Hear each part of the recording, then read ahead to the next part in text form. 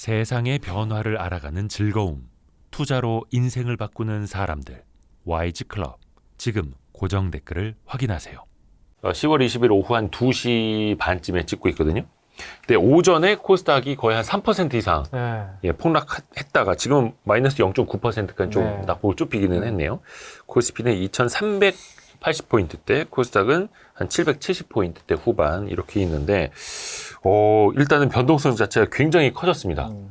변동성이 크다라는 것은 난이도가 상당히 높은 시장이다라고 말씀드릴 수 있을 것 같고, 네. 코스닥은 오늘 뭐 낙폭을 좀 줄이고 있지만 오히려 코스피 같은 경우는 지금 마이너스 1% 이상 오늘 하락을 하면서 아직도 지금 1% 안으로 못 들어오고 있는 그런 부분들이 있는데, 변동성 자체가 웬만한 우리 고수분들이 아니면 사실 지금 시장에서는 뭐 움직이기가 참 쉽지는 않은 상황인 것 같아요. 뭐 가지고 있는 것을 줄이기도 그렇고 또 새롭게 사기에도 좀 애매한. 그래서 지금은 변동성이 크고 이 난이도가 조금 줄어들기까지 오히려 혹시나 좀 내가 이제 좀 뭐 그렇게 경력이 길지 않다면 투자에 대한 그런 부분이 길지 않다면 조금 이 변동성을 좀 지나고 난 다음에 뭐 시장에 이렇게 조금 적극적으로 하시는 것도 괜찮지 않을까. 오늘 오전에 빠졌다가 오후에 이렇게 낙폭을 줄이는 거 가지고 너무 또 이제 저점 찍은 거 아니야? 뭐 이렇게 생각해서 우리가 또 확 달려들었다가 월요일날 또 빠지면 또 이제 그렇게 될 수 있잖아요. 그죠? 그렇죠. 그래서 저도 이제 그러면 언제 혹시나 현금을 잘 가지고 계신 분이라면 언제쯤 들어가면 좋을지에 대한 그런 내용들도 제가 또 자료로 이렇게 준비해서 좀 가지고 왔거든요. 그래서 그런 부분들을 설명을 좀 드리면 좋을 것 같습니다. 좋습니다. 좋습니다. 일단 전반적으로 보면 난이도가 굉장히 높아졌고 불확실성이 너무 크잖아요. 지금 뭐가 언제 어떻게 될지 모르는 시장. 그래서 약간 관망을 하는 것도 하나의 방법이 될 수 있겠다. 조금 더 일단은 구체적으로 한번 들어가 볼게요. 일단 중동 쪽의 이슈는 이것 역시 지금 예측이 안 되는 거지 않습니까?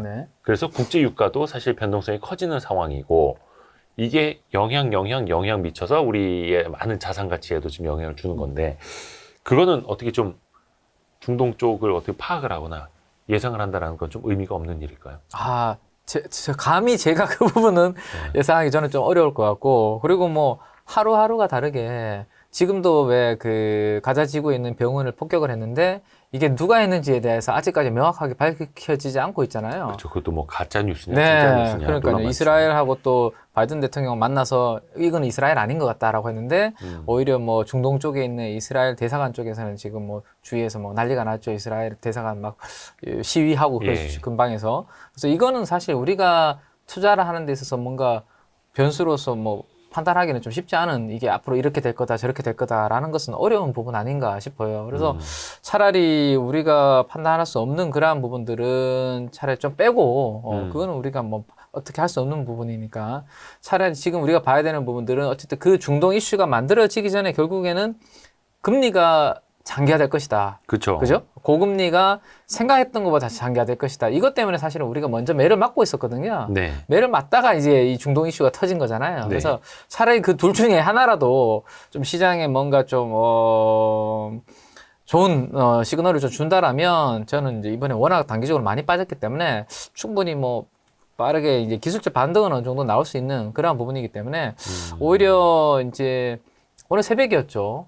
파월 또 의장이 하나 코멘트를 또 하셨잖아요. 연설이 있었죠. 연설이 있었는데 좀 아쉽게도 시장에서는 거기에 대해서 뭐 그렇게 긍정적으로 해석은 안 해준 것 같은데, 저는 어쨌든 금리라도 시장에서 어느 정도 좀 이 부분들을 뭐 고금리가 장기화된다라는 부분에 대해서 이제 좀 받아들이고 어느 정도 적응을 한다라면 그걸로 인해서 빠지는 부분은 저는 낙폭은 좀 제한적이지 않을까라는 생각을 가지고 있습니다. 혹시 자료를 가지고 제가 설명을 좀 드려도 될까요? 이거를 보면 일단 뭐 이거는 뭐 주식 투자하시는 분들께서는 이제 다들 좀 아시겠지만 우리나라에 있는 상장된 기업들을 대부분 이 세 가지 요소 가지고 설명을 좀 드릴 수 있는 기업들이 많이 있는 것 같아요. 제가 봤을 때는. 그래서 여기에 이슈들이 하나씩 영향을 주고 있는데, 첫 번째가 제가 봤을 때는 아까 뭐 유가 이야기도 하셨잖아요. 그죠?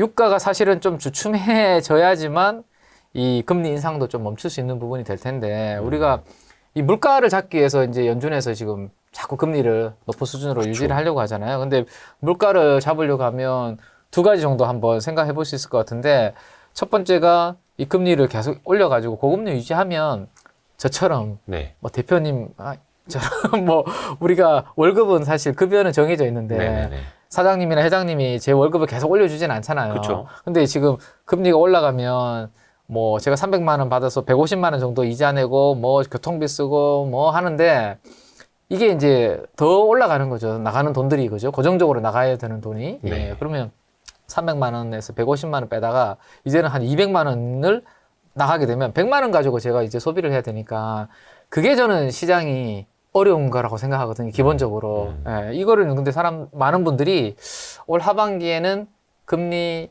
인하할 거다라는 기대감이 사실은 있었죠, 이미. 연초 뭐 상반기에 계속 그래도 그 기대가 있었죠. 그렇죠. 그러다 꺾이고. 그 기대감이 있다가 이번에 확실하게 8월 달 이후로 이제 파월 의장이 이제 그럴 일이 없을 것 같다라고 이야기를 하는 바람에 지금 이제 시장에서는 좀 쉽지 않은 그런 환경이 되고 있고 제가 봤을 때는 그래서 뭐 방법은 두 가지 중에 한 가지인 것 같아요. 지금 이쪽으로 방향을 잡은 거잖아요, 그죠? 왜냐하면 네. 이거 유가가 지금 뭐 90달러에 가깝게 있는데 한순간에 유가를 확 뽑아내서 공급을 확 늘려가지고 유가를 내려줄 수는 없는 부분이잖아요. 네. 이건 뭐 투자해서 개발해서 뭐 경제 타당성 조사해야 되지 뭐 뽑아내는 데까지 시간이 많이 걸리니까 이 부분은 단기적으로 쉽지 않은 부분이고 결국에는 1번으로 지금 가고 있는데 뭐 이 부분으로 어느 정도 적응하다가 내년도 지금 분위기는 한 하반기 정도에 가면 뭐 금리가 좀 떨어지지 않을까라는 컨센서스를 가지고 있는 것 같아요. 그죠? 네. 원래는 원래 3월 달에 연준에 내년 3월에 금리가 이제 떨어질 것이다 했는데 이게 점점 6월, 7월로 지금 밀리고 있거든요. 2024년 2024년, 3월에서 24년. 한 중반으로. 그렇죠. 이게 그리고 오늘 JP모건에서도 우리나라에 대해서 한국은행에서 아마 금리 인하 못할 걸 내년도 그런 이야기를 했어요. 요거죠. JP모건에서 한국의 금리 인하 내년 3분기로 지연될 것이다라고 이야기를 했습니다. 그죠? 네. 그래서 소비자 물가가 2% 아래로 내려가는 시점은 3분기 후반으로 밀릴 것이다. 이런 것들을 우리가 사실은 생각 안 했던 거죠. 다들 아마 원래 하반기나 연말쯤이면 금리 좀 떨어지지 않겠어 생각하다가 8월달 우리 잭슨 홀 그리고 9월달 연준의 FMC 이후부터 계속 이게 금리가 쉽게 떨어지지 않겠구나라는 부분들을 시장에서 녹이니까 성장주들 중에서 숫자가 없는 주식들 있죠. 내러티브로 상반기에 많이 올랐던 주식들. 그냥 기대감과 스토리만으로 올랐던 스토리로 기업들. 올랐던 주식들이 지금 뭐 퍼가 막 확 깎이면서 지금 주가가 고점 대비해서 뭐 반토막 가깝게 많이 빠지고 있는 그런 부분들이 지금 상황 아닌가 싶네요. 그래서 이 그림이 내년도 1, 2분기 정도의 금리 떨어지지 않겠어라고 이렇게 돼 있었는데요. 네. 이게 시간이 지나면서 이렇게 온 거죠. 아. 이렇게까지 오면서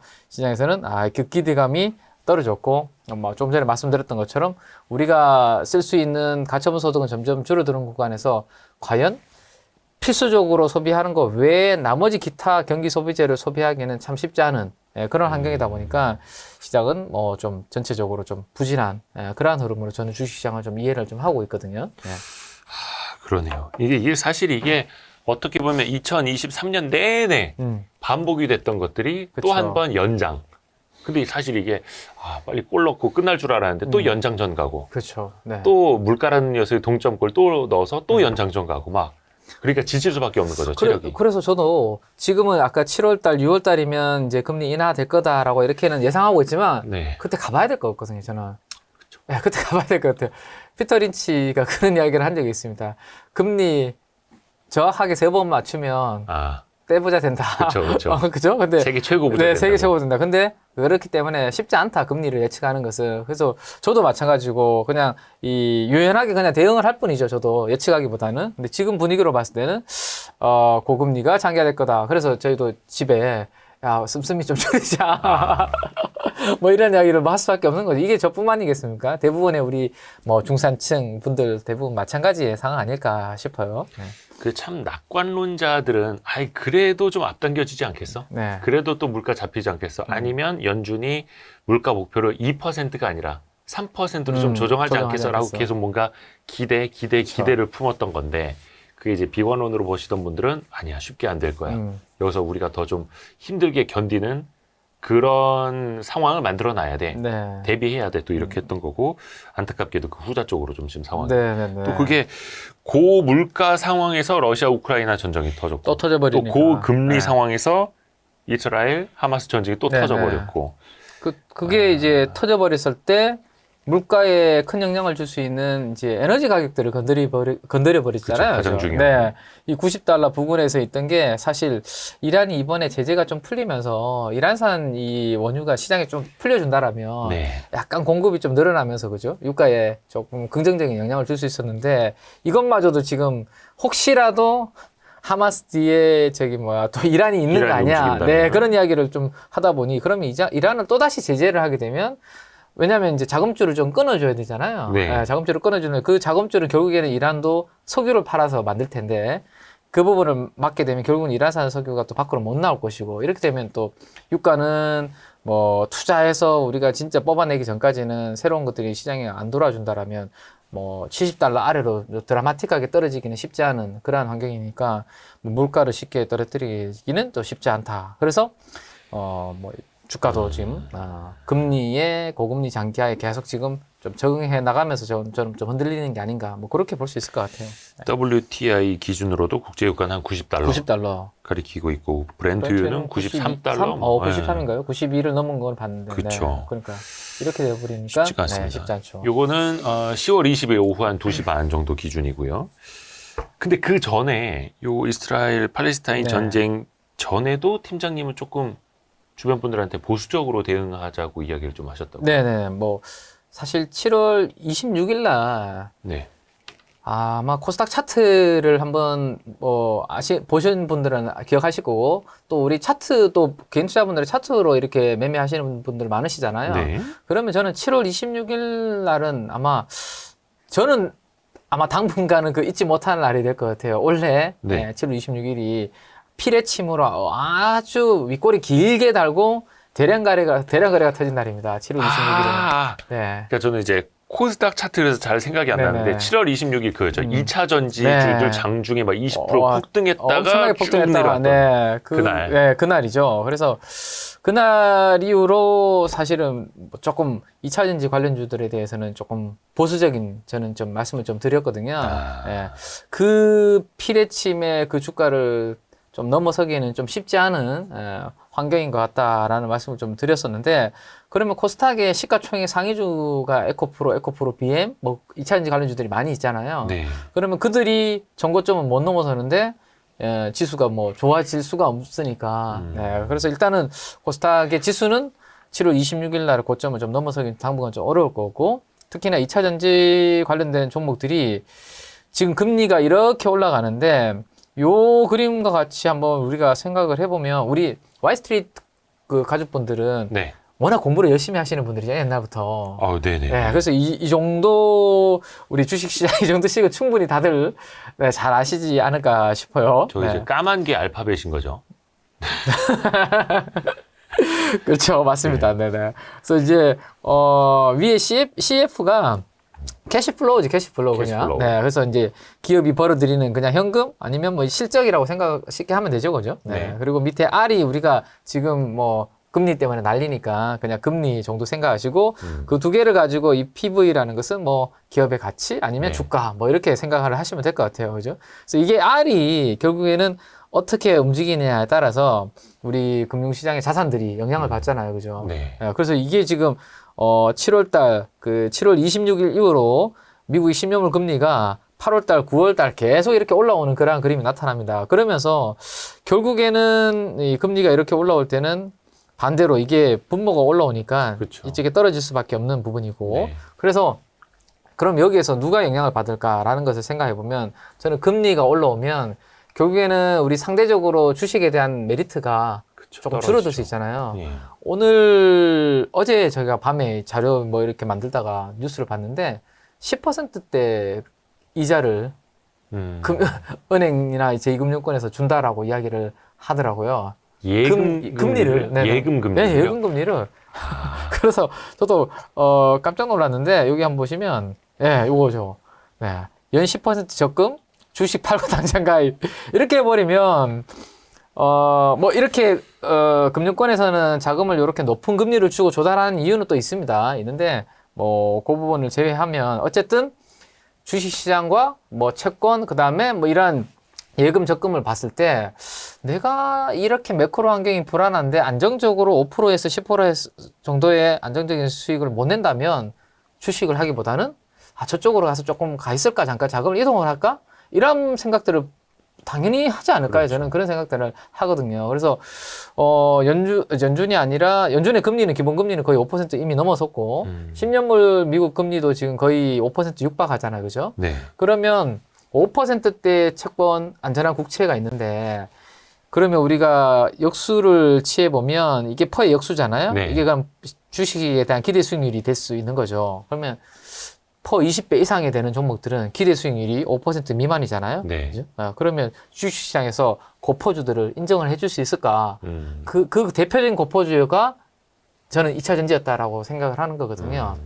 근데 사실은 금리 저렇게 떨어지고 뭐 좋은데 성장만 그거보다도 훨씬 잘 나오면 그렇죠. 상관이 없죠. 버틸 수 있잖아요. 그죠? 그래서 올해 초까지, 지난해 올해 초까지 내내 또 랠리가 펼쳐졌던 괜찮았던 거고. 거고요. 예. 근데 최근에 움직임은 상반기 이후로 뭐 리튬부터 해서 우리 광물 가격이 다 빠지기 오르고. 시작했고 그래서 3분기와 4분기는 양극재라든지 이런 판가가 꺾일 거다라는 생각을 다들은 아니지만 일부는 하고 있었는데 이미 그 신호가 네. 있었고 여러 예, 차례 그쵸. 경고 신호도 있었죠. 네. 근데 예. 어쨌든 내가 가지고 있는 주식에 대해서는 조금 안 좋은 이야기를 듣게 되면 별로 안 듣고 싶어 하시고 좀 회피하려고. 네, 그런 이야기를 하시는 분들을 싫어하시고 좀 그러시죠. 그래서 아마 많이 못 받아들이셨을 것 같아요. 근데 이번에 테슬라 실적 오늘 보셨죠, 그죠? 네. 테슬라가 9% 폭락했죠. 네, 폭락을 했는데 작년 동기 대비해서 영업이익률이 거의 반토막이 났습니다. 예. 테슬라가 7%대의 영업이익률 마진을 낼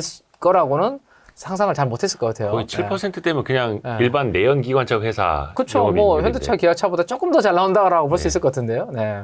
근데 그 테슬라의 전기차 1위 기업이 그 정도인데 거기에 배터리 만드는데 소재되는 회사들이 과연 그거를 마진을 버틸 수 있을까? 이런 부분들을 이미 이제 시장에서는 조금 우려를 했는데 이번에 뭐 에코프로 그룹주도 실적 발표 나오면서 거의 컨센서스를 완전히 빗나가면서 보여주면서 뭐 전저점 이탈하면서 뭐 이런 부분들이 나타나고 있는 거거든요. 그래서 저는 이제 이런 부분들 때문에 코스닥이 당분간 좀 쉽지 않을 것 같고 제가 가장 뭐 시장에 대해서 부정적으로 봤던 부분들은 아까 제일 서두에 말씀드렸던 저조차도 주머니에 있는 이 씀씀이를 조금 줄이게 되는 그런 부분인데 과연 주식시장에서 소비재 섹터가 움직일 수 있을까? 그러면 결국에는 뭐 상반기에 움직였던 2차 전지라든지 우리 내러티브 스토리로 가던 주식들이 가야 되는데 이렇게 금리가 올라갈 때는 주식시장이 그렇게 인정을 못 해줬는데 저는 좀 쉽지 않을 거다라는 생각을 했었던 거죠. 네.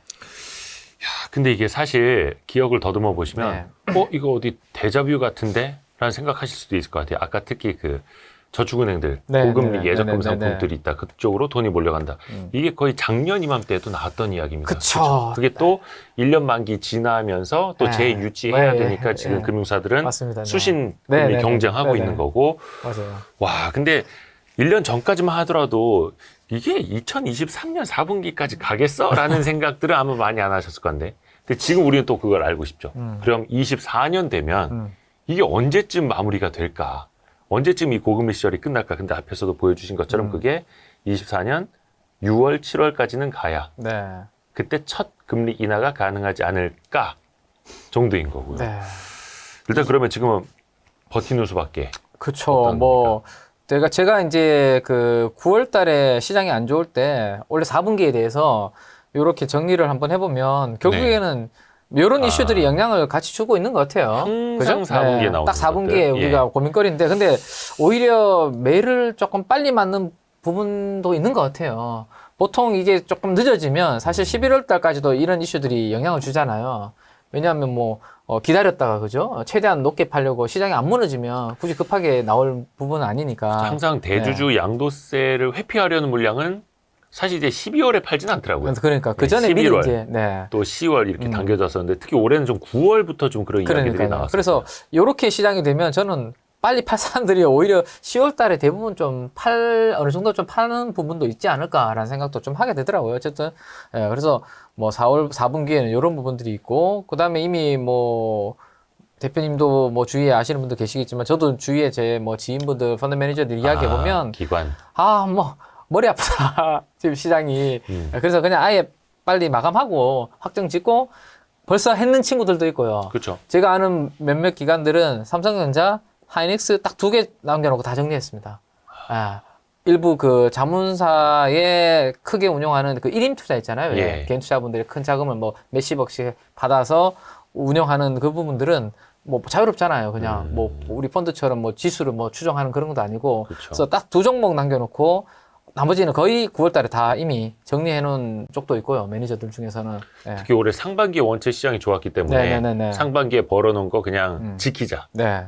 이런 그래서, 전략으로요. 네, 그런 부분도 있고 마지막으로 이런 것들은 뭐 사실은 뭐 센티적인 부분인 것 같아요. 네, 뭐 금융당국에서도 테마라는 표현을 쓰지 마라 뭐 이런 이야기들도 지난번에 뉴스도 막 나오고 하더라고요. 리딩방 피해 뭐 이런 부분들 때문에 그래서 혹시라도 여기를 조금 되게 타이트하게 관리를 하게 되면 이거는 뭐 좀 센티적으로 또 주식시장에 또 중소형주들한테 영향을 줄 수 있는 부분이고 그 다음에 내년도로 우리가 가보면 이제 사실은 10월 말이 다가오기 때문에 사실 내년도 생각을 해야 되잖아요. 그죠? 네. 이제 2달밖에 안 남았기 때문에.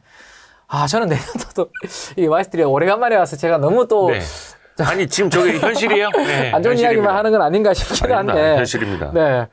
저는 내년도 고민도 지금 하고 있는데 내년도에 우리도 선거가 있고 미국도 이제 대선이 있잖아요. 그렇죠. 네. 근데 우리나라 선거에서 선거 결과에 따라서 요런 이제 과세 부분이 또 주식시장에 일부 또 안 좋은 영향을 줄 수도 있지 않을까 잘못됐을 경우. 그래서 금융투자 소득세 네. 그러니까 주식투자 양도세 전면 과세인 거죠. 예전에 우리 대만 케이스 이야기를 비교해서 많이 이야기를 그쵸. 한때 했던 것 같아요. 요 예. 뉴스 나왔을 때 대만이 요거 하면서 폭락을 했었던 경우가 있는데 이거 하면 우리 죽는다 뭐 이런 스토리였잖아요, 그죠? 저게 그래서 2025년까지로 2년 유예가 네. 되는데 총선 이후에 예, 저것도 선거 또 결과에 화제가 따라서 요게 또 밀어붙이는 뭐 아니면 또 밀리는 부분에 따라서 내년도 우리나라 영향을 줄 수 있을 것 같고 일부 여론조사였다가 요즘은 거의 많은 여론조사에서 이미 바이든을 넘어서고 있는 것 같아요. 트럼프의 지지율이. 예. 예. 그래서 지금 재선 가능성이 조금 커지고 있다라는 이야기가 뭐 계속 나오고는 있습니다. 그죠? 예. 근데 뭐 저도 그렇게는 생각해요. 뭐 그럴 일은 없겠지만 대표님이 저를 한 대 이렇게 툭 치면 네. 처음에는 진짜 되게 상처 많이 받을 거 아니에요. 제가 대표님처럼 선하신 분이 감히 저를 때리면 와 왜 이럴까 이랬는데 사실 뭐 만날 때마다 저를 툭툭 치시면 그 데미지가 슬슬 무뎌지겠죠. 네. 그래서 옛날보다는 트럼프가 당선되더라도 왜냐하면 첫 이슈는 아니잖아요. 우리가 처음 당해보는 거 아니니까. 어떤 사람인지 겪어봤으니까. 네, 겪어봤으니까. 네. 그때보다는 덜할 것 같긴 하지만, 그때보다는 덜할 것 같지만, 그래도 많은 분들이 특히나 또 전기차 이렇게 보시는 분들은 트럼프 됐을 때 걱정을 많이 하시더라고요. 그렇죠. 그죠? 네, 뭐 친환경 이쪽 투자하시는 분들은.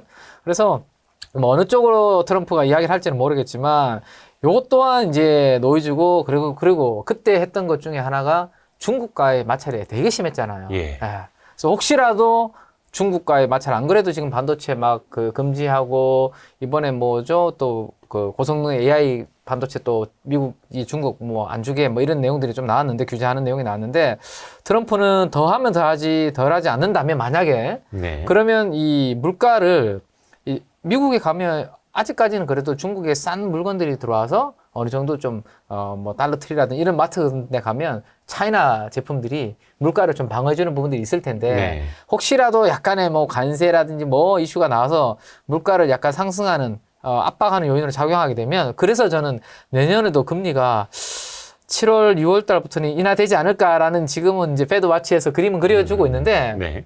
사실 이거는 또 선거 결과에 따라서 트럼프가 또 어떤 액션을 취하느냐에 따라서 금리의 이 인하가 될지 아니면 진짜 한 내년도 연말까지도 계속 5% 이상의 금리가 유지될지 이거는 또 섣불리 우리가 판단할 수는 없는 요것도 우리가 계속 앞으로 체크는 해나가야 되는 내년도의 고민거리 중에 하나가 아닌가 뭐 이런 부분들. 그래서 2달 정도 지금 남아 있는데 내년도를 봤을 때도 올해 못지않은 저는 난이도가 꽤 높은 시장이 되지 않을까라는 생각을 2024년에도 저는 조심스럽게 일단은 하고 있습니다.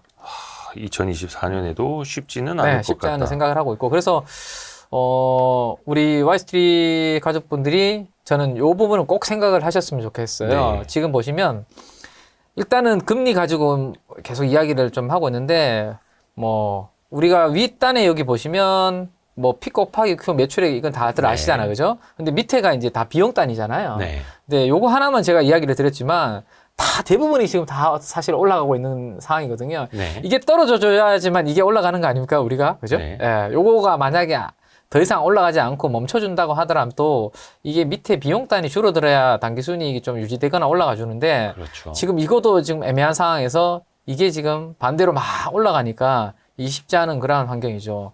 유가 자극하죠. 그다음에 지금 미국에서도 인건비가 좀처럼 잘 안 떨어지잖아요. 네. 우리도 저도 뭐 저희 내부에 이렇게 직원들 이렇게 좀 좋은 분들 모시려고 하니까 야 만만치 않더라고요. 예. 비용이 각종 네, 비용이. 제가 이렇게 뭐 저도 뭐 이렇게 운영하려고 제 팀 이렇게 해보면 네. 만만치 않은 그런 부분들입니다. 그래서 저는 오늘 테슬라가 보여준 게 지금 가격 인하를 계속 하고 있잖아요. 만약에 자신이 있고 수요가 아주 탄탄하다면 굳이 가격 인하를 할 이유가 있을까? 뭐 물론 테슬라가 가격 인하를 하는 이유는 여러 가지 중에 하나가 어쨌든 자기가 선도업체고 그다음에 가격 인하해서 많이 큐 뿌려가지고 물량 많이 차 다니게 해서 우리 FSD 같은 이런 자율주행 관련된 누적 데이터를 많이 확보하려고 하는 그런 부분도 있겠지만 어쨌든 지금 잘 안 팔리거든요. 지금 전기차가 그렇죠. 생각보다 미국에서. 네. 예. 테슬라도 쇼크가 날 정도로. 생각보다 잘 안 팔립니다. 그러면 앞으로 이런 비용단이 분명히 올라올 텐데 이런 부분들을 잘 전가를 해서 네. 피해, 그죠? 가격에 전가를 해서 마진을 좀 유지할 수 있는 그러한 기업들을 우리가 찾아야 되는데 이거를 전가를 잘하는 섹터를 앞으로는 고민해서 찾아야 될 것 같고 이게 잘 안 되는 기업들은 실적 쇼크가 계속 나올 수 있기 때문에 가급적이면 내 계좌에서는 조금 멀리 해야 되는 그러한 쪽이 아닐까. 그래서 가격 전가 앞으로 안 되는 기업들은 그리고 우리 코스닥에는 특히나 네. 이렇게 비용 올라오는 그 감당 못하는 기업들도 나올 수 있거든요. 그래서 대부분 이제 협력사들. 네. 그러니까. 그래서 부채 또 많은 기업들. 네. 뭐 지금은 뭐 이제 금리가 올라오지만 지금도 아마 허덕허덕 하시는 중소 아마 기업 하시는 분들도 계실 거예요, 분명히. 그래서 내년도에 아마 장부가 조금 안 좋은 기업들, 그래서 이자 감당 못하는 기업들, 노이즈가 꽤 나올 수 있는 그런 부분도 있기 때문에 되도록이면 조심해야 되는 부분이 있다. 그래서 저는 밸류에이션을 최대한 보수적으로 저는 하십시오라는 말씀을 좀 드리고 싶어요. 상반기에 우리가 똑같은 기업인데 펄을 뭐 20배, 30배까지 이렇게 줬다라면 지금은 이렇게까지 유동성도 지금 주식시장에서 빠져나가고 있는 아까 보셨던 것처럼 그렇죠? 그렇죠. 채권과 뭐 은행 쪽으로 빠져나가고 있는 상황이라면 풍부한 유동성도 아닌데 밸류에이션은 옛날처럼 우리가 많이 줄 수 없고 되도록이면 좀 보수적으로.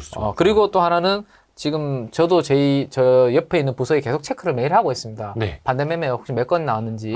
요즘에. 네. 왜냐면 그런 것들이 좀 안타깝긴 하지만 바닥에 또 시그널이 또 될 수는 있거든요. 그렇죠. 오히려 생각했던 것보다 옛날보다 엄청나게 크게 터져버리면 이제는 뭐 단기적으로 담보 부정 물량이 나올 만큼 나왔는가? 그러면 이제 수급이 가벼워지면서 이제 튈 수 있거든요. 그렇죠. 많이 빠졌다는 이유만으로도 충분히 기술적 반등이 나올 수 있거든요. 네. 그래서 가급적이면 이런 구간에서는 또 금리도 높잖아요, 증권사에서. 그쵸. 신용이자 되게 높잖아요. 네네. 그래서 저는 당분간 금리가 떨어지기 전까지는 최대한 내가 고수가 아니라면 빚을 내서 투자하는 것은 자제하시는 게 내 것을 적어도 벌진 않더라도 지킬 수 있는 그런 부분이 되지 않을까 싶네요.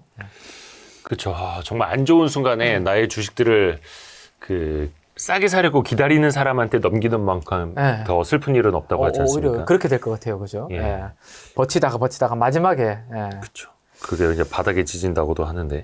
그래서 일단은 비용을 줄이고 가격을 전가하는 기업을 찾아야 되는데 반대로 비용이 계속 높아지고 있고 가격은 못 올리고 있는 못 올리는 기업은 기업들은 이것부터 일단은 조금 뭐 멀티플이 계속해서 깎여 나갈 테니까요. 그래서 시장 좋을 때 막 밸류에이션, PER 위주로 멀티플이 이제 커지면서 올라갔던 주식들은 지금은 이제 멀티플이 반대로 쪼그라들면서 가장 먼저 떨어지는 거고, 그래서 EPS가 올라갈 기업을 찾아야 되는데 대표적으로 그게 그럼 어느 섹터라고 보세요? 일단은 뭐 지금 큰 종목으로는 큰 섹터로는 그래도 이제 저는 반도체 쪽이 그나마 낫지 않을까라는 생각을 가지고 있습니다. 이제 반도체 가격도 어느 정도 바닥쳤다. 네, 반도체 가격도 바닥쳤고 한번 뒤쪽을 한번 그러면 가서 한번 보여드리면 요 부분인데요.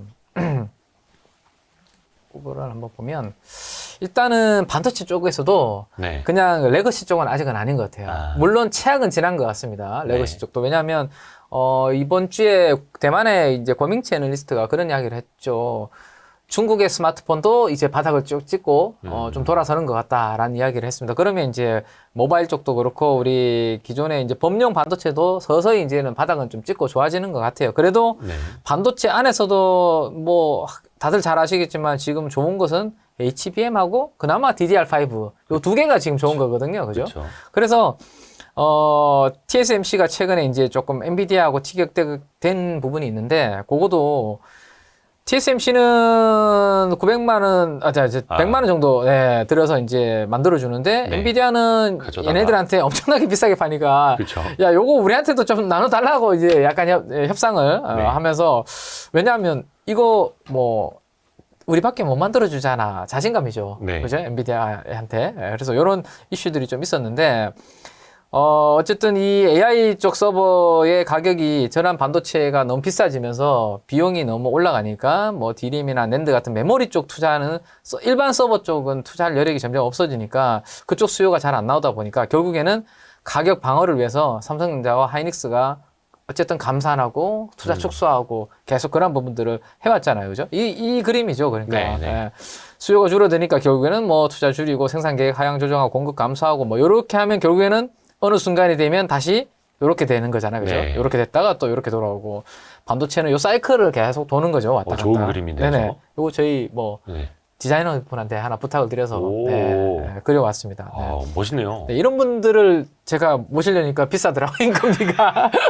인건비가. 비용이 많이 든다. 네네네. 아, 네. 항상 그렇습니다. 네. 그래서 지금 왼쪽 그림이 이게 낸드 쪽인데요. 요게 이제 원가 이하에서 거래가 계속 되다 보니까 삼성전자는 그나마 그래도 낸드 쪽에 기술력도 있고 그래도 BEP 정도 한다라면 네. 밑에 있는 회사들은 다 적자잖아요. 그죠? 그렇죠. 특히 예. 낸드 쪽은 네, 굉장히 낸드 쪽은 심한데. 적자였죠. 그래서 이번에 삼성전자가 특단의 조치를 취하는 걸 보니까 중국의 CN9을 이렇게 셧다운 시키고 그래서 D램도 감산을 시키지만 낸드도 꽤 큰 규모로 감산을 시키니까 이제 가격이 이제 검은색이 낸드거든요. 네네. 이 고개를 들고 이렇게 이제. 돌아오서는 거죠. 그래서 그나마 지금 구간에서 앞으로 더 나빠질 게 없다라면 반도체는 그래도 좀 봐볼만 하지 않을까라는 생각. 근데 생각했던 것보다 만약에 경기가 또 이제 기대했던 것보다 더 못 살아나고 만약 그렇죠. 앞단에 침체되면 뭐 수요가 좋아져야 네. 되는데.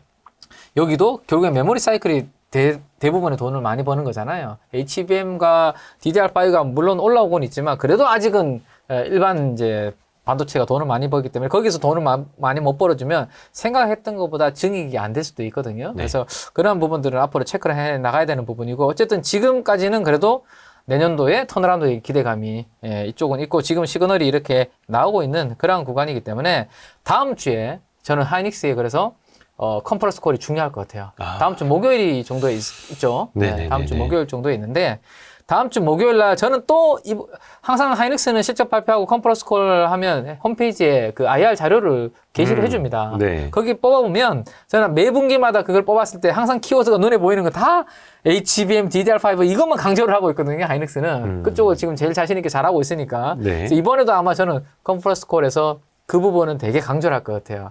엔비디아의 이번에 H100 다음에 B100도 우리밖에 못한다 등등 예를 들어서 강조를 많이 해서 여기에 뭔가 방점을 찍으려고 하지 않을까 싶은데 그래서 SK 하이닉스가 지금은 여기 보면 HBM의 이 영업이익에서 기여도가 거의 없잖아요. 원래는 그죠?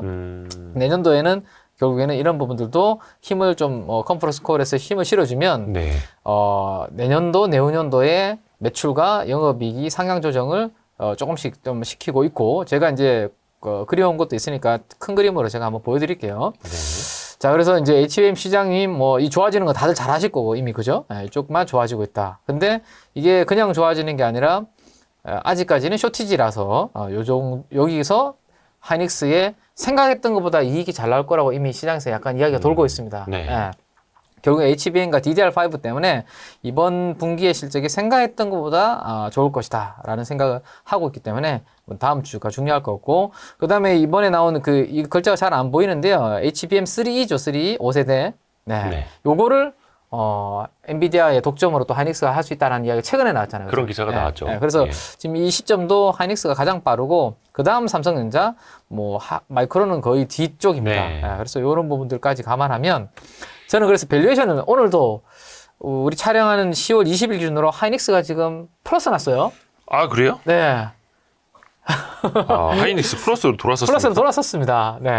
그래서 저도 뒤에 이제 그 내용들을 가지고 왔는데요. 기술적인 부분 뭐 등등 가지고 왔는데. 그러네. 네. 결국에는 이렇게 시장이 안 좋을 때 저는 이제 알곡과 쭉정이가 저는 구분이 좀 된다라는 생각을 가지고 있거든요. 와, 멋있다. 알곡과 쭉정이. 예, 예. 그건 시장이 가려준다라는 그렇죠. 건가요? 예. 이렇게 다 무너지는데 먼저 플러스가 나는 친구가 결국에는 시장의 안정이 찾았을 때 주도주가 될 가능성이 높다라고 저는 항상 생각하고 그래서 이렇게 시장 안 좋을 때도 사실은 아무것도 하기 싫죠. 이럴 때는. 그렇죠. 아침에 마이너스 3% 때는 사실은 보고 있으면 뭐 달라질 것도 없잖아요. 그죠? 네네네네. 근데 오히려 이럴 때가 우리가 잘 봐야 되는 게 시장 대비해서 어떤 기업이 강한지 그리고 시장이 낙폭을 줄일 때 먼저 플러스로 돌아서는 종목들 이런 것들을 보면 시장이 조금만 안정 찾았을 때 이들은 신고가를 다시 치고 나갈 수 있거든요. 최근에 하이닉스가 52주 신고가 기록을 했다가 잠깐 주춤하고 있잖아요. 그죠? 근데 오늘 플러스 내는 걸 보면 시장의 환경만 조금 좋아지면 충분히 SK 하이닉스는 다시 신고가 갈 가능성도 있겠네라는 생각을 저는 하게 되는 거죠. 오늘 장중의 흐름을 보면서. 저도 그래서 지금 네. 제가 제 계좌에 있는 네. 뭐 있나요? 아니 포트 네. 중에서 네네네. 뭐가 빨리 돌아섰는가. 네네. 역시 그런 것들은 좀, 오히려 애드업을 네. 할 수도 있는 거죠. 애드업이라는 게 이제 약간 비중을 조금 더 실어주는 뭐 그런 부분들을 우리가 애드업 전략이라고 하죠. 그죠? 네네네. 네. 그래서 저도 오늘 그래서 계좌 아예 안 봤거든요. 근데 그 사이에 많이들 변했네. 대표님 또 워낙 바쁘시니까. 어떤 거 막 장대 양봉돼 있고 어떤 거 또 여전히 장대 음봉이고 그죠. 막. 그런 것들은, 이런 것들은 내가 추가적으로 더 태우기는 좀 고민을 해야 되는 거죠. 시장보다도 뭘 올라오지도, 시장이 분명히 마이너스 3%에서 마이너스 2%까지 땡겼잖아요. 그죠? 네. 근데 내 주식 만약에 더 밀린 게 있다면, 그런 것들은, 이건 뭔가 실적이 안 좋은 건가? 3분기 실적이 안 좋을 수 있는 건가? 뭐 어쨌든 그런 고민이 필요하다는 거죠. 그렇죠. 네. 그래서 저도 그거 여쭤보려고 했어요. 그러니까 반등이 약한 주식과 반등이 센 주식, 뭘 택해야 되느냐. 물론 그때부터 좀 더 딥하게 세부적으로 찾아봐야겠습니다만 네네네네. 여러 가지 이유를 그냥 쉽게 일반론으로 네. 이야기를 하자면 시장이 보여준다라는 거죠. 그렇죠. 네. 그리고 진짜 초단기적으로는 사실은 제일 많이 빠진 주식이 일단은 먼저 튀어오를 수는 있어요. 네. 고점 대비해서 하락률이 엄청나게 큰 것들 있죠. 낙폭과대. 낙폭과대죠. 보통 이야기하죠. 그죠? 근데 네. 그것도 낙폭과대가 뭐냐에 따라서. 그렇죠. 사실 근데 2차전지 관련주들도 지금 고점 대비 다 5, 60%씩 많이 빠진 빠졌죠. 상황이니까. 네네네. 네. 그래서 좀 발빠르게 기술적 매매하시는 분들은 사실은 시장이 좀 플러스 날 때 일단은 제일 많이 빠진 부분부터 사는 분들도 계시거든요. 근데 좀 그들은 한번 반짝 올랐다가 결국에는 펀더멘탈도 되고 괜찮은 기업이 결국에는 다시 이제 전고점 돌파하면서 오르는 기업들이기 때문에 탄탄하게 오르는 기업 중에서 후보군은 저는 일단 그래서 오늘 흐름으로 봤을 때도 하이닉스를 중심으로 한 반도체가 저는 후보군 1위가 되지 않을까라는 생각이고 그러면 많이 올랐다고 생각하시는 분도 계세요. 하이닉스에 대해서. 사실 하이닉스가 13만 원도 얼마 전에 넘어섰었고 네네네, 최근에 삼성전자보다 그죠. 뭐 반등의 폭은 훨씬 더 강하죠, 세죠. 세죠. 그래서 요거를 밸류에이션을 어떻게 그럼 해야 될까에 대한 고민을 또 한번 좀 조금 부족하지만 제가 좀 한번 해보면 네. 예전에 이거 디램 업사이클 제가 이게 화면이 작아서 이거 조금 확대하는 돋보기를 최첨단 기능입니다. 최첨단 기능. 가지고 왔는데 이게 예전에 디램 업사이클 구간에서 PBR이 어떻게 움직였는지를 이제 보여주는 건데요. 요때 구간입니다. 빨간색 구간인데 그때 당시에 PBR이 1.3배에서 2.7배 그리고 1.6배에서 2배 요렇게까지 사이클이 갔었거든요. 그리고 오른쪽에 보시면 요거는 D램 이제 그 기업들 메모리 업체들 그 사이클이고 PBR 요거는 삼성전자 PBR 멀티플이잖아요. 그죠? 그때도 삼성전자도 거의 1.7배에서 1.95배 거의 2배까지 D램 사이클이 아주 좋을 때 기억을 해두시고요. 자, 그러면 우리가 메모리 한번 기억을 해보면 왼쪽 그림과 오른쪽 그림을 한번 참고해 보시면 왼쪽이 낸드 옛날에 엄청나게 고속 성장할 때입니다. 2000년도 초반, 2002년에서 2005년도 그때 막 50%, 80% 성장할 때거든요. 오른쪽은 낸드가 아니라 요즘 핫한 HBM입니다. 예상치입니다. 그렇죠. 이거는 과거에 보여줬던 그림이고 이거는 앞으로 25년도까지 이렇게 움직일 거야. 그러니까 과거의 낸드 성장률하고 거의 HBM의 성장률이 비슷하게 이렇게 앞으로 움직일 거다라고 예상을 하고 있는 거예요, 시장에서. 그래서 과거에 삼성전자도 낸드의 1등 주자인 삼성전자도 이렇게 매출 성장이 이렇게 나왔었고요. HBM 쪽도 지금 80%, 90% 이렇게 나올 거다라는 겁니다. 그러면 과거에 이때 낸드가 고속 성장했을 때 PBR이 얼마까지 이제 받았는지 삼성전자가 한번 참고로 한번 보자라는 거죠. 피크가 2배로 훨씬 넘었었네요. 피크가 2.7배. 와. 에버리지는 평균은 2배 초반. 그러니까 네. 그죠? 그러니까 올라가는 상승 사이클. 그렇죠. 때. 상승 사이클, 메모리가 아주 상승 사이클이 잘 나왔을 때. 그래서 적어도 한 배 이상 추가적으로 업사이트가 이렇게 나왔더라 그때 당시에. 참고로. 지금은 네. 얼마 정도 되는 걸까요? 지금 제가 뒤에 그려왔습니다. 아, 네. 좀 요거 기다려야 제가- 되나요? 조금만 한번 기다려주시면. 알겠습니다. 네네. 성격이 급해가지고. 네네. 네. 이거 제가 다 한 땀 한 땀 그려왔거든요. 지금 예. 다 보여드리면. 일단 SK 하이닉스가 지금 13만 원을 이렇게 트라이를 하고 있잖아요. 그죠? 돌파했다가 잠깐 쉬고 있는데, 뭐, 지금 이거 FWD10이라는 것은 지금으로부터 12개월 후의 영업이익 예상입니다. 그죠? 컨센서스. 포워드. 네. 컨센서스가 이렇게 지금 좋아지고 올라가고 있는 있고. 그런 구간이고. 그 다음에 요거는 분기별입니다. 3Q가 아직 발표 안 됐잖아요. 그죠? 네. 그리고 4Q. 그 다음에 24년 1Q. 드디어 24년 1Q가 되니까 흑자네, 흑자. 여기가 0이잖아요. 거기 약간 희미한 네. 선이 BP, 네, 손익분기점. 내년도 1분기에는 SK 하이닉스 흑자 전환할 거야 라고 이미 시장에서는 지금 반영을 하고 있는 거죠. 사실 주가에서. 네. 그죠? 먼저 반영하는 네, 거죠. 반영하고 있는 거고. 그래서 생각했던 것보다 그리고 3Q 실적이 예상보다 HBM과 DDR5 때문에 좋을 수 있다라는 지금 약간 후문이 다음 주 컨퍼런스 콜에 실적 발표 나오지 않을까라고 일단 있습니다. 그래서 한번 그거는 우리가 나오고 난 다음에 또 나중에 봐야 되겠죠. 네. 자, 그래서 예. 어제 기준입니다. 오늘 안 끝났기 때문에 네, 어제 기준으로 여기가 1.37배입니다. 네.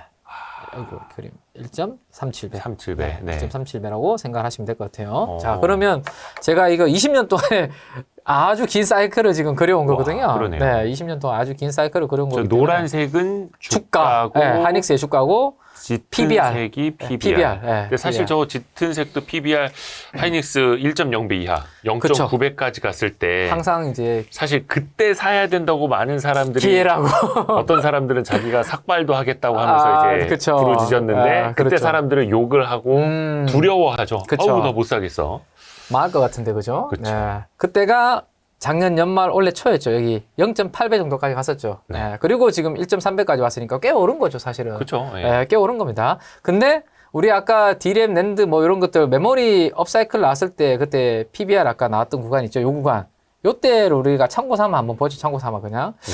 그때 보니까 여기가 2배잖아요. 그죠? 예. 2배. 그래서 지금 1.3배고 그래도 그러면 2배까지는 아니더라도 1.5배와 여기 2배 정도 사이 정도는 그래도 한번 기대해 볼 수 있지 않을까. 일단 HBM과 DDR5는 괜찮은데 만약에 여기서 메모리 사이클도 지금 아까 가격 올라오는 것처럼 여기서 다시 내려가지 않고 서서히 이렇게 올라와 준다라면 최소 1.5배에서 2배 정도는 그래도 뭐 한번 기대해 볼 수 있는 가능성은 있지 않을까. 그죠? 고민해 볼 수 있을 것 같아요. 많이 올랐다고 생각하시는 분들 입장에서 한번 이 부분은 왜냐하면 그때도 뭐 이 정도 한번 움직임이 그리고 업사이클이 한번 나올 때마다 항상 하이닉스는 2배 정도씩은 이렇게 갔었거든요. 그렇죠. 네, 예. 갔었기 때문에 한번 보시고 그다음에 이제 요거는 뭐 기술적인 부분이라서 최근에 주가 네, 최근의 주가를 제가 한번 그려온 건데 저는 이렇게 보고 있습니다. 오중 바닥이네요. 그러네요. 네. 네. 근데 여의도에서도 그렇고 11만 원만 와라. 나 하이닉스 살 거야 라고 기다리는 분들이 너무 많았어요, 최근에. 입 벌리고 있을 예, 때. 예. 예. 왜냐하면 앞에 말씀드렸던 저런 내용들 때문에 이왕이면 그런데 좀 싸게 사고 싶은 거죠. 그쵸. 단기적으로 주가가 0.8배에서 1.3배까지 올랐으니까. 근데 사실 기다리는 기회는 잘 안 주는데. 그래서 여기서 예. 고민이 그거예요. 예. 아, 6중 바닥 오면 나 살 거야 라고 그러니까요. 했는데 지금 그 박스권 상단이라고 네, 해야 되나? 맞아요. 그걸 뚫고 네. 갔어요. 네, 맞아요. 가버렸죠. 그래서 저는 그 다음 그러면 이제 지지는 요거는 앞에는 제가 펀더멘탈을 이야기 드린 거고 네. 요거는 이제 기술적으로 제가 좀 약간의 제가 보는 팁을 말씀드린다면 요렇게 노란색으로 제가 요렇게 색칠해 놓은 영역 있잖아요. 저건 네. 어떤 의미예요? 요게 뭐냐면 음봉이 여기 다 음봉이거든요. 네네. 요게 음봉인데 우리가 기술적으로 다들 뭐 잘 아시겠지만 예. 이렇게 음봉이 지금 나란히 세 개가 서 있잖아요. 여기 구간에 그죠? 여기. 음봉이요? 네, 음봉이 나란히. 근데 저거 흑산병 막 이런 거요? 뭐 흑산병이라고 생각할 수 있는데 보통 음봉은 뭐죠? 우리가 여기가 시가고 여기가 종가잖아요. 네. 근데 특이하게도 이 세 번의 음봉이 거의 시가가 비슷한 위치에 있거든요. 그러네요. 네. 밑으로 내려가는 네. 흑산병이 아니라. 네, 요 그냥 가격이 앞으로. 얼마냐면 12만 3천원 전후입니다. 12만 2,900원, 12만 2,800원, 12만 3천원. 예. 그래서 여기를 넘어서지 못하면 이게 시가부터 쭉 밀었는 거니까 저항이 있는 자리거든요. 예. 근데 사실 이 저항은 돌파가 되면 그 다음은 탄탄한 지지로 바뀌게 됩니다. 강력한 저항선은 강력한 지지선이 네, 된다. 네. 그래서 저는 이번에 만약에 매크로 때문에 빠지면 네네네. 이 12만 3천 원이 없는 분들한테는 그래도 조금 분할 매수 1차적으로 해볼 수 있는 기술적으로 이거는 말씀드리는 거예요. 만약에 뭐 매크로 환경이 안 좋아지고 막 전쟁이 심해지면 사실은 빠져질 수 있잖아요. 근데 네. 11만 원까지 와주면 오히려 이때는 한 번 더 살 수 있는 기회인 거고 그렇지 않다라면 예를 들어서 단기적으로는 여기 탄탄한 저항을 넘어섰기 때문에 여기가 제가 보는 단기적인 지지라인이거든요. 근데 오늘 공교롭게도 한번 보시면 저점이 어딘지 안 보세요. 아랫꼬리 단 위치. 제가 선을 놓고 기다리고 있는 선을 그어놓고 기다리는 위치에서 딱 아랫꼬리 달고 지금 오늘 땡긴 거거든. 이거 우연의 이치일까요? 이야, 신기하네요. 뭐 이거 참고 삼으면 뭐 그냥 그렇다는 겁니다. 오. 항상 근데 기술적 분석이 뭐 100% 맞지는 않지만 뭐 이런 부분들은 저는 이제 한 20년 동안 계속 이런 것들을 봐오다 보니까 제 나름대로 지지와 저항을 저는 보면서 이제 좀 뭐 저게 지금 보거든요. 10월 20일 것까지 반영을 네, 하신 오늘 거예요? 제가 여기 와이스트를 오기 전에 캡처를 해서 온 거거든요. 그러네요. 네, 그러면 이 양봉의 길이가 아마 더 커졌지 않았을까 싶은데 플러스 낙이 저는 거의 보합해서 캡처를 했으니까. 네네네. 그러네요. 네, 그죠?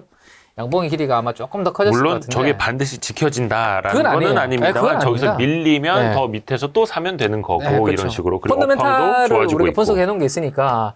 근데 뭐 11만까지 안 왔을 때 그럼 어떻게 할 거야? 라는 질문을 주신다면 그러면 이제 우리가 기술적인 부분도 좀 참고를 해야 되는데 트레이딩을 하려면 제가 보는 뭐 기술적인 약간의 지지 라인은 저 위치 정도에 있다라는 거 정도. 근데 이게 뭐 매크로 이슈에 따라서는 사실 지켜줄 수도 있는 거고 변수는 있을 수 있기 때문에 기술적 분석이라는 게 뭐 100%다 그죠? 완벽하면 100%는 없죠. 뭐 제가 뭐 KB증권 다니겠습니까, 그죠?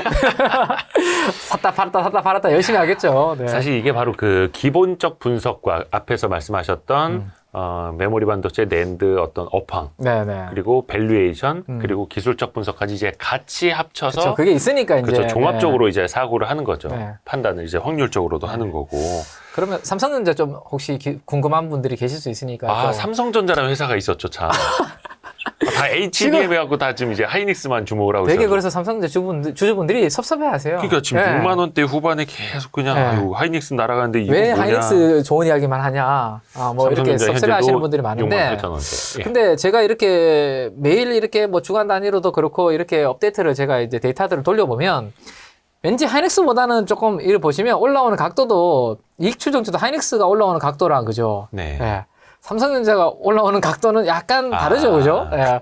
그러면 반도체 사이클이 좋아져서 우리가 공략을 한다면 당연히 삼성전자보다는 저는 하이닉스를 하는 게 맞지 않을까, 라는 생각에서 하이닉스를 말씀드리는 거지, 삼성전자가 뭐 안 좋은 기업이라서 그렇게 우리가 이야기를 안 하는 건 아닙니다, 그죠? 네. 뭐, 미인대에 어차피 미인 찾기잖아요, 우리가 네네네네. 주식은. 그래서 상대적으로 반도체에서 업황이 돌았을 때 우리가 그러면 조금 더 나은 주가 수익률 측면에서 나은 걸 선택한다면 하이닉스 아닐까. 그리고 워낙 지금 뭐 HBM 관련해서 독보적으로 달리고 있으니까.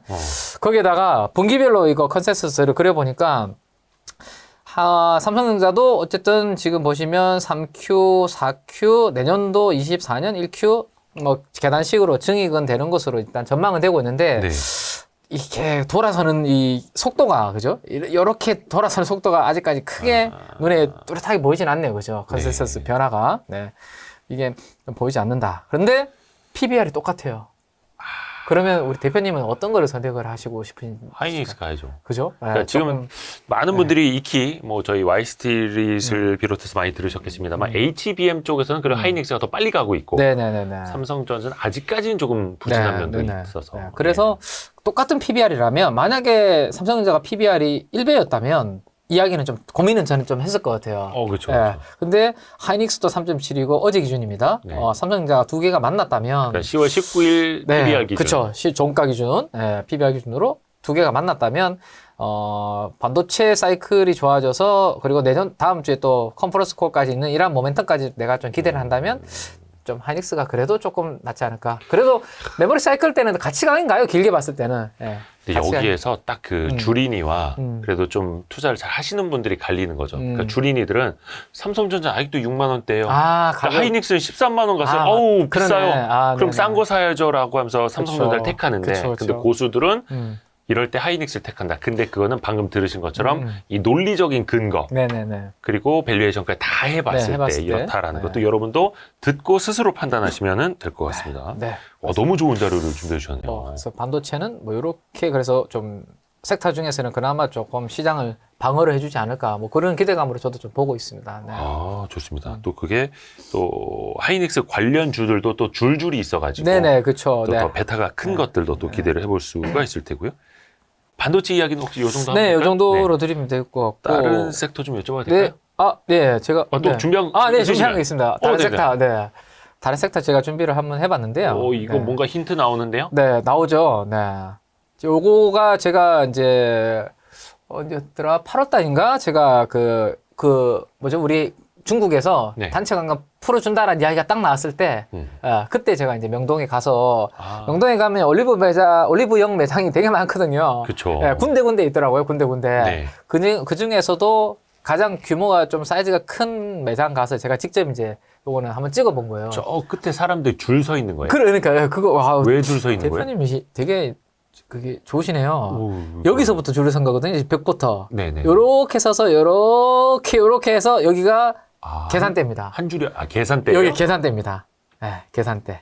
여기 뭐 연예인 사인회 와서 그런 거 아니에요? 아니요. 여기 보면 동그란 거 왜 보이시는 거 있죠? 여기 번호 1번 창구, 2번 창구 여기 번호표 동그란 거 있죠. 예. 장난 아니네. 예. 이미 단체 관광이 들어오기 전부터 풀리기 전부터 예, 제가 갔을 때부터 올리브영 매장은 이미 다양한 외국인 분들이 바구니에 엄청 담아가지고 이렇게 줄을 서서 계시더라고요. 그래서 제가 위에 2층도 매장이 있는 거기를 갔거든요. 그래서 2층에서 에스컬레이터 타고 내려오면서 제가 위에서 이걸 보여드리려고 찍어 놓은 거거든요. 그래서 요거부터 해서 제가 그때부터 이거 화장품을 다시 좀 봐야 되지 않나 네, 생각을 좀 하게 된 거고 최근에 우리가 몇 년 동안 사실 화장품 섹터를 아무도 별로 관심이 없었죠. 그렇죠. 예. 2차였었죠, 한참. 왜냐면 사드 이후로 그죠? 사드 버복이라는 이슈 이후로 그다음에 중국의 로컬 업체들이 너무 이제 많이 올라왔다라는 이유, 그 다음에 또 우리 아모레 퍼시픽과 LG 생활건강 이야기를 요즘 아무도 안 합니다. 2차였죠. 2차였죠. 그 다음에 또 설화수? 이 옛날에 우리가 추억의 설화수. 10년 전에 한참 되게 떠들었었는데, 그죠? 네. 요즘은 화장품 이야기를 하더라도 인디 이야기를 안 브랜드 하죠. 거죠, 요즘에. 그리고 제가 요때 갔을 때 사온 게 있는데 하나 또 와이스트리트 네네. 분들 보여드리려고 제가 직접 들고 온 건데요. 리들샷. 네. 저는 사실 이때 가서 그때부터 사실 근데 스트레스가 많아서 크게 달라진 건 없는데 얼굴이. 네네네. 이거 좀 바르고 주무세요? 바르고 있죠. 바르고 이거 있는데. 밤에 바르는 거죠, 자기 전에. 네, 자기 전에. 요게 300샷. 요게 700샷인데 네. 500샷도 있거든요. 500샷도 많아요. 라인업이 많은데 비싸가지고 제가 아까 제 주머니가 점점 그 이야기를 인플레이션 때문에. 해드렸잖아요. 그죠? 그래서 2개만 샀고 300샷은 3일에 한 번. 3일에 한 번, 700샷은 일주일에 한 번. 근데 이게 사실 뭐 예전 설화수 막 이런 거 거의 화장품 하나가 5만 원, 10만 원 하는 것보다는 저렴하죠. 네, 저렴한데. 그래도 2만 원 하나요, 저게? 예. 아니요, 요거 3만 원, 4만 원 뭐 이렇게 합니다. 그런가요? 네. 그래서 제가 이거 그때 다 해서 요거 말고 또 저 매장에서 약간 우리 조선족 분 같은 분들이 네네네네. 말 때문에 좀 배치가 돼 있잖아요. 네, 직원들로. 네. 에센스를 같이 써야 또 효과가 있다라고 저를 또 유혹을 또 하시네요. 장사 잘하네. 네, 그래서 뭐 이것저것 사니까 15만 원에서 20만 원 저 결제를 한 것 같은데요, 제가. 네. 저도 저거 사용해 보셨어요? 관련주 한번 스터디 해보느라고 몇 개 사가지고 네. 밤마다 와이프랑 같이 바르고 자는 그래서 저는 300샷은 괜찮은데 700샷은 되게 따갑더라고 아직도. 그게 뭐 굵기 차이라면서요? 네, 바늘의 굵기 차이. 예. 농축이 얼마나 돼 있느냐에 따라서 예. 그래서 더 따가운데 그래서 이제 바늘의 굵기가 아니라 농축. 예, 얼마나 많이 농축돼 있는 들어있는가. 겁니다. 예. 예, 그래서 더 따갑더라고요. 그래서 일주일에 한 번씩 쓸 때마다 큰 마음 먹고 저는 쓰거든요. 700샷은. 근데 이때 갔을 때 뭐 이랄 리쥬란 같은 코너들 사실은 뭐 제가 와이스트릿을 최근에 약간 이제 조금 우리 방문을 안 했을 때 이런 부분도 미용 의료기기들이 꽤 많이 올랐잖아요. 파마 리서치. 예, 파마 리서치도 오르고 뭐 비올 우리 뭐 클래시스 그다음에 그렇죠. 원텍 많이 올랐잖아요. 네, 난리도 아니었죠. 예, 그래서 그 사이에 제가 또 시술을 다 해봤죠. 우리 왠지 민재기 팀장이 예뻐지셨더라. 그러니까 이미 너무 예뻐지셨. 저 뽀뽀해드릴 뻔했네. 이미 그 한지 좀 많이 지났고요. 예, 왜냐하면 최근에 인모도 주가 폭락한 거 보시죠. 아, 맞아요. 예, 저도 마찬가지예요. 근데 그쪽이 약간 예. 또 이제는 경쟁 심화. 경쟁 심화도 있는데 이런 거 나오고 막. 제가 시술을 받은 지 거의 1년 다 돼가는 거거든요. 시술 한번 가면 사실 저는 수면 마취해서 하거든요. 되게 아프다면서요. 통증을 못 참아서. 예. 저게 무슨 뭐 예. 연어 무슨 주사. 뭐 왜 그죠? 리쥬란 그거부터 시작해서 저는 사실은 뭐 왜 피부 땡기는 것부터 전 다 봤죠. 울세라. 대표님은 아직 젊으시지만. 아니 이거 스터디용으로 하시는 겁니까? 아니면 미용 용도로 하시는 겁니까?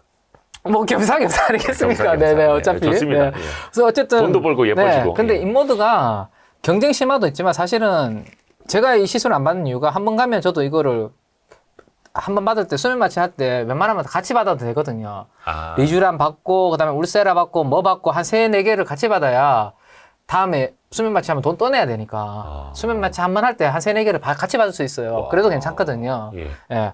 그래서 이제 했는데 이걸로 바꾼 거죠, 이제.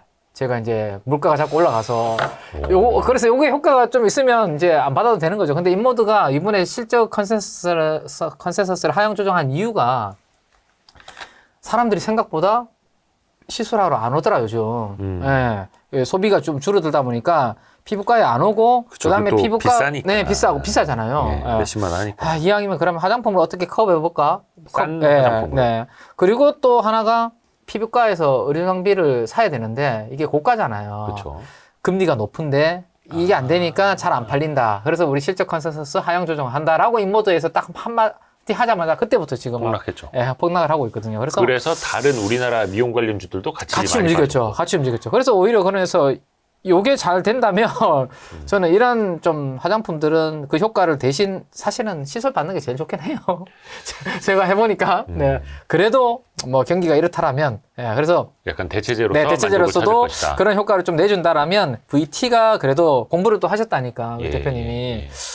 최근에 뭐 캐파 지금 수요를 못 따라가서 캐파도 지금 증설을 많이 한다고 하더라고요. 네, 그래서 뭐 화장품 섹터 내에서는 인디 브랜드 쪽에서 뭐 요즘 잘 되고 있기 때문에 그리고 인디 브랜드를 대신해서 생산해주고 있는 ODM 업체들이 요즘 주가가 탄탄하죠, 그죠? 예, 코스메카 코리아, 잉글우드랩, 뭐 그렇죠. CNC 인터내셔널 등등 뭐 이런 기업들이 괜찮은데 그들이 공장 라인을 안 가지고 있기 때문에 뭐 대신해서 ODM을 해주는 회사들 그들이 오히려 뭐 그나마 숫자가 잘 나올 것으로 기대하고 기관 투자가들이 최근에 시장 안 좋은 와중에서도 담고 있는 주식들을 보면 반도체 외에 담고 있는 섹터 중에 하나가 바로 화장품 섹터를 좀 담고 있으니 매크로 때문에 혹시나 좀 흔들려 준다라면 한번 뭐 이들 쪽 중심으로 대신에 근데 중국향이 아니라 미국과 일본 쪽으로 이 VT도 저는 사실 이 VT를 거의 한 2-3년 전부터 제가 계속 그거를 그 삼성동 쪽 가서 탐방도 하고 그때도 화장품을 엄청 저한테 주시더라고요. 그래서 시카라인, 네, 시카라인. 그때가 이제 BTS가 광고 모델을 할 때였거든요. 근데 BTS 향수도 했던 회사예요. 그렇죠. 예. 그래서 그때부터 했는데 이게 일본부터 그때 터지기 시작했는데 사실 주가가 안 됐었거든요. 맞아요. 이게 굉장히 오래 고생했어요. 고생하다가 최근 1년 동안 이게 터지기 시작하는 거죠. 그래서 그나마 중국향 말고 미국과 일본 쪽으로 그리고 오늘도 뭐 새벽에 기사 보니까 이런 거 많던데요. 제니 그다음에 우리 아이브의 장원영 뭐 이런 우리 걸그룹의 여자분들 있잖아요. 예. 따라오고 싶다 뭐 이런 화장법 오늘도 뭐 보니까 뉴스 K-뷰티 한국 연예인들의 화장법.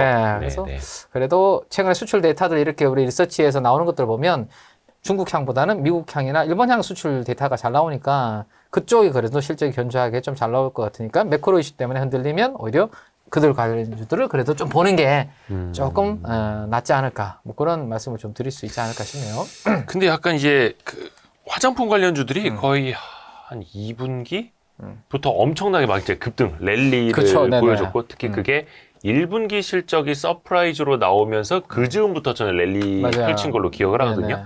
그러면서 많은 사람들한테 회자가 됐고 뭐 리들샷 같은 이제 화장품은 다 알죠. 거의 이제 주식쟁이들 사이에서 모르는 사람이 없어. 다 알죠. 지금 주식쟁이들 잘 때마다 저 바르고 있다니까요. 다. 그래서 얼굴은 따갑지만 주가는 올라가라 이러면서. 그래서 지금의 어떤 뭐 밸류에이션이나 이런 건 혹시 괜찮을까? 그렇죠. 네. 그래서 이제 VT가 아까도 말씀드렸던 것처럼 이제 요렇게 잘 됨으로 인해서 캐파를 지금 늘려서 월 뭐 캐파를 늘리면 분기별로 이익이 나오면 앞으로 저 영업이익 찍히는 것이 숫자가 이제 달라질 것이다. 이런 부분인데요. 지금 한번 보면 일단 컨센서스를 잠깐만 한번 보면 현재 10월 20일 기준으로 시가총액이 한 6,150억 네. 정도 됩니다. 네. 최근에 훨씬 더 올라갔다가 내려온 좀 빠졌죠. 게 2만 원 그 찍었다. 정도죠. 그죠? 네. 예. 지금 내년도 기준으로 600억 정도 하거든요. 네. 600억 정도 하는데 이번에 뭐 실적 나오고 하면 뭐 좀 구체적으로 더 나오겠지만 24년도 영업이익 네, 내년도 컨센이 기준으로 600억이요? 네. 지금은 어쨌든 올해 연말을 볼 게 아니라 이제는 내년도를 봐야 되니까 23년도 영업이익 컨센이 한 356억 네. 나오는데 그렇죠. 거의 24년도에는 더블 가까이 가는 그게 여기 제가 동그라미 해놓은 여기가 네. 제가 명동 이제 갔다 온 시점이었거든요.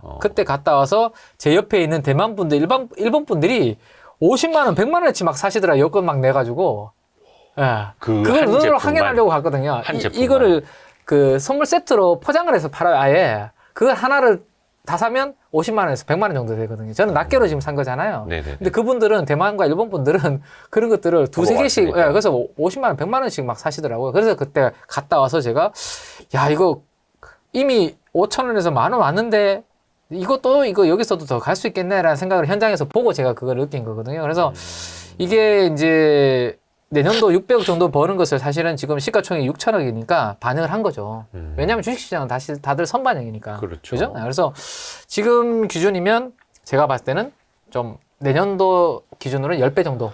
그죠? 24년 실적까지는 얼추 반영을 그렇죠. 하고 있는 거의 거고. 반영을 한 거죠. 그래서 만약에 이번에 실적 나왔는데 지금 분위기는 800억에서 한 1,000억 정도로 이제 그 올라갈 거다라고 지금 시장에서는 이제 돌고 있는 거거든요. 그래서 이번 실적 나오고 컨센서스가 상향 조정이 되면 제 생각에는 800억에서 1,000억 정도로 컨센서스가 눈높이가 올라가게 되면 PER이 10배 미만으로 떨어지게 되는 거죠. 네. 8배 정도, 전후 7배, 8배. 거기에다가 만약에 지금 매크로 환경이 안 좋으니까 주가가 지금 웬만한 종목들은 다들 아시겠지만 여기 121선, 200일선까지 주가 다 빠져 있거든요. 네. 예. 근데 지금 이 종목은 여기 주황색 선은 20일선이에요. 아직까지도. 그러면 이 종목은 다른 종목보다는 뭔가 있기 때문에 여기서 버티는 거겠죠. 그죠? 근데 혹시라도 매크로 이슈로 인해서 만약에 여기까지 막 15,000원 정도 여기까지 떨어져 준다? 근데 실적을 열어봤는데 잘 나오고 앞으로 컨센서스가 올라가서 한 800억, 1,000억 정도 버는 걸로 나온다. 그러면 주가는 떨어져 줬지. 그 다음에 밸류에이션 메리트는 더 생겼지. 예, 저는 오히려 지금은 뭐 위에 있어서 부담스러워지지만 혹시라도 15,000원 정도 뭐 저 아래로 떨어져 준다. 매크로 이슈 때문에 흔들려 준다라면 다시 한번 또 룸이 생길 수 있기 때문에 예, 한번 좀 봐둘만 하지 않을까. 지금 당장 막 들어가자라는 게 아니라 그죠? 네네네. 예. 그래서 그런 기회는 충분히 올 수 있다. 왜냐하면 매크로 환경이 워낙 불안하기 때문에. 그쵸. 네네. 오늘도 근데 야 이게 빠지다가 또 아래 꼬리를 결국에 또 8% 빠지다가 그러더라고요. 다 땡겨버리네요. 네. 근데 확실히 이런 거는 그냥 내러티브가 아니라 실적이 뒷받침되고 있는 네네네네. 거고 네. 그 실적 추정치가 계속해서 상향이 되는지 네네네. 그런 걸 이제 보고 또 하나 이제 저는 개인적으로 생각을 하는 게 요게 진입장벽이 너무 높은 그런 사업 아이템은 아니더라고요. 그렇죠. 그래서 네. 카피 제품들이 분명히 나온다. 음. 그거를 조금 더 이제 주시를 해야 되겠다라는 생각도 저는 하고 있습니다. 혹시라도 그런 게 있으면 예. 원래 그리고 이제 생각했던 밸류에이션이 깎일 수가 있죠. 이익이 안 나올 그때부터. 수 있는 거니까 당연히 이제 디스카운트를 해줘야 되겠네요. 그렇죠? 그렇습니다. 그래서 종합적으로 또 이제 사고를 해야 되니까요. 오, 좋습니다. 되게 스터디를 발로 뛰시면서도 열심히 많이 하시네요. 아, 얼굴로도 맞으시면서. 네네, 요거는 발로 뛰고 얼굴로 맞으시면서. 사보고 싶은 마음도 좀 있었고, 근데 네네. VT가 하도 잘 나간다고 하는데, 직접 매장에서 눈으로 보고 싶은 그것도 있었고 해서 제가 명동에 VT 매장 가서 직접 이제 사서, 그때 보고, 저도 바르고, 뭐 이렇게, 예, 하는 거죠. 네. 돈도 벌고 얼굴도 예뻐지고. 근데 돈은 잘 안 되더라고요, 뭐. 이게 뭐, 안다고 해서 다 돈으로 연결될 것 같으면, 그죠? 네네. 네, 그래서. 또 이제 많은 이제 구독자분들한테도 또 KB증권 고객분들한테도 좋은 네. 그 콘텐츠 정보를 드려야 되니까요. 노력은 하는 거죠, 그냥. 예. 네. 약간 좀 반대로 좀 고민이 되는 섹터들 좀 여쭤봐도 되겠습니까? 네네네네. 특히 지금 변동성이 엄청 커진 이게 바이오주에 대한 질문을 좀 드리려고 했었는데 네. 지금 바이오주들이 물론 이거는 요즘에 개별로 이슈마다 달리 움직이긴 네네네. 하던데요. 한 9월 초쯤에는 바이오주들이 꽤 시세를 좀 뿜었습니다. 네네네. 긍정적인 이슈들도 있었고 그래서 야 고금리에도 불구하고 제약 바이오가 이제 되네. 그쵸. 이러면서 사람들이 좀 담아놓으신 분들 계시는데 9월 말 10월 들어서 후두두두둑 그것도 변동성이 갑자기 커진 거죠. 네. 이거 어떻게 해야 되겠습니까? 아, 요거 하나 보여드리면 좀 될 것 같은데, 네, 네. 일단 요게 뭐냐면, 금융시장에 뭔가 불안한지 안 불안한지를 보여주는 하이드 스프레드라는 겁니다. 아하, 신용도가 낮은 그렇죠. 기업들이 부도날 가능성인 거죠. 네. 요게 하이드가 우리가 보통 정크본드, 정크채권이라고 보통 많이 이야기를 하니까 이게 올라간다라는 것은 부도날 위험한 기업들한테는 돈들이 안 가고 있다라는 걸로 생각하면 되는 거예요. 안전한 국채에 대비해서 이게 스프레드라고 보시면 돼요. 그렇죠. 지금 국채만 해도 5% 이상 그러니까 되는데. 이거 혹시 언제 부도날지 모르는데 이렇게 금융시장이 불안할 때 이들 돈이 안 가니까 이 스프레드가 벌어지는 거거든요. 그러면 우리가 생각을 해보면 바이오를 생각을 해보면 어쨌든 바이오는 숫자가 나오는 제약회사들도 있지만 그냥 바이오 테크들은 뭔가 기술에 대한 뭔가 수출 기대감 뭐 라이센싱 우리 아웃이라고 하죠. 그래서 그런 부분들이 훨씬 더 강한 기업들이 많잖아요. 그런데 이렇게 뭔가 금융시장이 불안한데 이렇게 금융 지표들이 이렇게 부도 위험을 올라가고 있는 그러한 구간이라면 돈들이 상대적으로 뭔가 숫자가 있고 요즘 금융주들 움직이는 거 혹시 보셨습니까? 기업은행이나 뭐 아니 기업은행이 막 52주 신고가가 있더라고요. 저도. DGB, J 뭐 이런 뭐 다들 그런 주식들은 사실 개인 투자분들이 별로 관심이 없는 주식들이죠, 별로. 그렇죠. 잊고 지내다 이거 뭐지? 그러니까 이렇게 된 거죠. 지금 같은 환경에서는 그들이 가는 이유 중에 하나가 배당 수익률이 이게 8%에 9%네. 그죠? 거기에다가 야, 뭐라도 좀 숫자가 있는 기업들을 그래도 이 구간에서는 해야지라고 하는 사람들이 그쪽으로 좀 쏠리다 보니까 그쵸. 은행주들이 지금 주가는 가는데 그들과 이 바이오를 비교했을 때는 일단 숫자 없죠. 그죠? 그 다음에 금리가 생각보다 좀 쭉 떨어질 것으로 생각을 했는데 안 떨어지죠. 그러다 보니까 기대치가 올라왔다가 다시 지금 약간 꺾이는 그런 부분들이 약간 바이오주들은 생긴 게 아닌가라는 생각이 그러니까 금융주가 오른 이유와 바이오주가 떨어진 이유가 어찌 보면 비슷한 거네요. 네, 그렇죠. 그래서 바이오는 그래도 저는 희망 가지고 있습니다. 왜 그런 말씀 드리냐면 바이오가 지금 또 최악이거든요. 반대로 봤을 때는. 아무도 지금 또 바이오를 옛날에 워낙 많이 우리 임상 3상 실패한 기업들 쭉 나면서 그 뒤로는 바이오주들에 대해서 많은 분들이 이미 관심도 없고 나는 바이오는 안 해라고 생각하시는 분들이 워낙 많으세요. 그렇죠. 여의도에서도 좀 큰 손 이렇게 운영하시는 분들이 바이오에서 많이 또 당하신 분들도 계시고 일반 개인 투자분들은 뭐 몇몇 종목들 임상 3상 실패하면서 더욱더 경험을 많이 했고 그렇기 때문에 오히려 좀 트리거만 만들어주면 충분히 가능할 거라고 저는 생각을 하고 있는데 그 트리거가 자꾸 이제 뒤로 밀리다 보니까 원래 하반기였다가 금리 인하 기대감이 내년 3월 달이었다가 6월 달로 지금 밀려버렸잖아요. 그래서 저는 속도가 약간 지금 조절이 된 게 아닌가. 그리고 지금은 또 뭐 고밸류에이션을 제가 줄 수 없는 지금 시장 환경이라고 말씀드렸잖아요. 그러다 보니까 이제 그 대표적인 업종이 또 바이오주잖아요.